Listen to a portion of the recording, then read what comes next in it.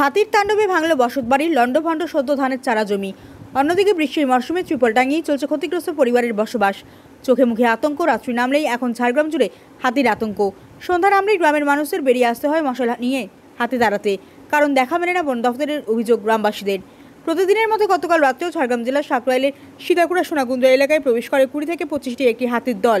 পরপর গ্রামে ভাঙে বাড়ি। গত এক সপ্তাহ ধরে এলাকায় প্রবেশ দাতাল দলের। রবিবারও এলাকায় হাতি গ্রামে ঢুকে একের পর এক বাড়ির ওপর হামলা চালায়, ভেঙে ফেলে 3টি বাড়ি। সোমবারও এলাকার চাষের জমিতে তাণ্ডব চালায় দলটি। অবশেষে গ্রামবাসীদের উদ্যোগে হাতিকে ফেরানো হয় জঙ্গলে। গত এক সপ্তাহ ধরে হাতি তাণ্ডব চালাচ্ছে ঝাড়গ্রামের গহিরা, সুদাগুড়া, সোনাকুন্দা, দুধিয়ানালা সহ বিভিন্ন এলাকায়। বিঘার পর বিঘা 70 বা চাষের জমির ওপর দিয়ে প্রতিনিয়ত দল হাতির যাতায়াতে মাথায় হাত গরিব চাষিদের। বন দফতরের বিরুদ্ধে ক্ষোভ এলাকার বাসিন্দাদের। সেই ছবিটা কি ইয়ে করব? ওই গ্রামের নাম বলবো, গ্রামের নাম বলা আছে সীতাকুড়া কাছে দিয়ে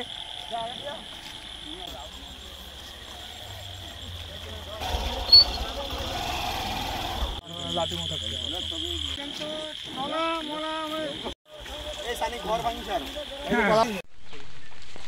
কি ছিল রাত্রি একটা হবে, সেই সময় হাতি আছে। আসা মাত্রই ভেঙে দিয়েছে। আর বাড়িতে তো কেউ নেই, আমি একা। আচ্ছা, না কেউ ছিল না, সবাইকে ডেকেছি, কেউ কোথাও হাঁকায়নি আমাকে। আমি একা ভুল করেছি। দিয়ে বাড়ি তো ভেঙে দিয়েছে।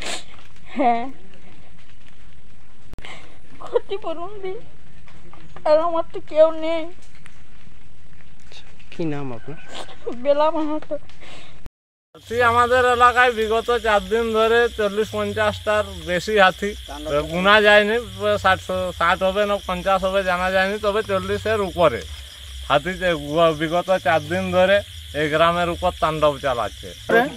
বন দপ্তর থেকে কোনো হুলাপাটি দেয়নি, একদিন মাত্র দেওয়া হয়েছিল।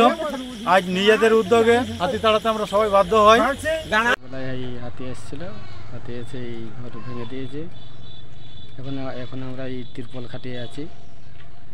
কতগুলো হাতি ছিল এইখানে গ্রামের ভিতরে? 2টা ঢুকছিল, আর ওই বাঁশবাড়িতে ছিল ওই 30-35টা হাতি ছিল। কোন